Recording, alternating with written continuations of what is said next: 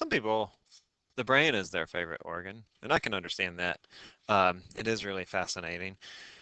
There are several protections that we have in place for the brain because, the brain is really important.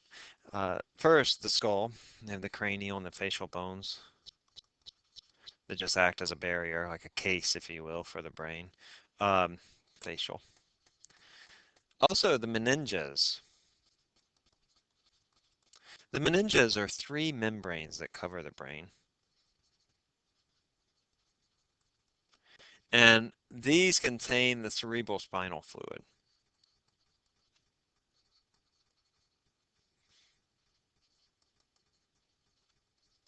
The cerebral spinal fluid, we also call this CSF. The CSF acts to cushion the brain. So, your brain is rattling around in that hard case. And so you have this bag basically that's filled with this liquid, this fluid that helps to cushion the brain and also regulates blood flow.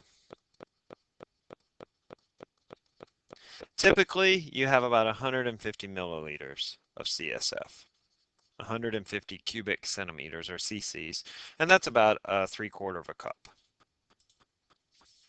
Problems can occur with the production of your cerebral spinal fluid or the CSF. I'm not going to write it out here, but it's the CSF, or lack of, or you can have a lack of production. Like you can have too much CSF, or you can have not enough CSF. And hydrocephalus, oh, I'm sorry. This creates pressure in the cranium if you have too much CSF. That's called intracranial pressure.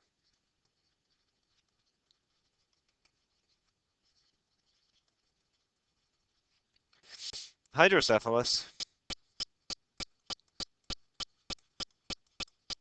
is an abnormal accumulation of CSF in the brain. A lack of CSF can also cause problems. The brain can bump up against the cranial bones. As you can imagine, that would be very painful. I mean, I've never touched my brain, but I think that if it bumped into anything, it would cause a lot of issues. I'll include a video here about uh, the problems of brain injuries.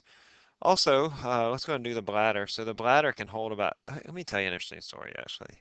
Have you guys ever read The Little House on the Prairie? In The Little House on the Prairie, there's a scene where little Laura Ingalls, Laura Ingalls, y'all might have seen the TV show. Laura Ingalls lives on frontier America with her parents and her two sisters. And one day, Pa goes out and slaughters a hog. And Laura gets really excited because every time he slaughters a hog, of course they get food to eat. But if there are other things that little girls get excited about. She was really excited because Pa gave her the bladder from inside of this pig. And what little Laura and her older sister and her younger sister did is they took that bladder and they blew it up like a balloon and they tied it off and they kicked it around the yard like a soccer ball. Isn't that really cool? Never thought to use a bladder for that purpose, but you can. You can use it as a soccer ball. Of course, now we have plastics because, many thanks to our chemists for discovering and creating these new materials so that we can play soccer with a plastic ball instead of a bladder. Anyway, the bladder can hold about 500 milliliters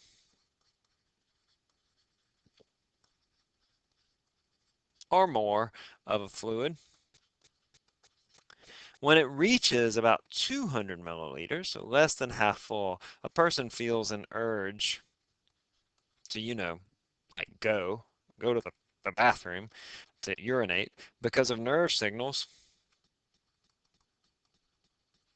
given to the brain at this pressure. It's like a preemptive signal, if you will, because eventually this goes away. But if you add in another 200 milliliters, this is sort of like the fuel light going off in your car, that the fuel light goes off in your car, but you can still go another 50, 60, 70, 80 miles, right? And so eventually this goes away, but if you add another 200 milliliters, the urge comes again. And the pressure for this urge is about 30 centimeters of H2O. Or if you want to think about it in terms of mercury, that's 22 millimeters of mercury, which um, that's around the pulmonary circuit pressure in the heart, or near the heart, rather. Pregnant women, of course, feel a greater urge to go. Again, that's a euphemism for urination. They feel a greater urge to go because of outside pressure by the baby.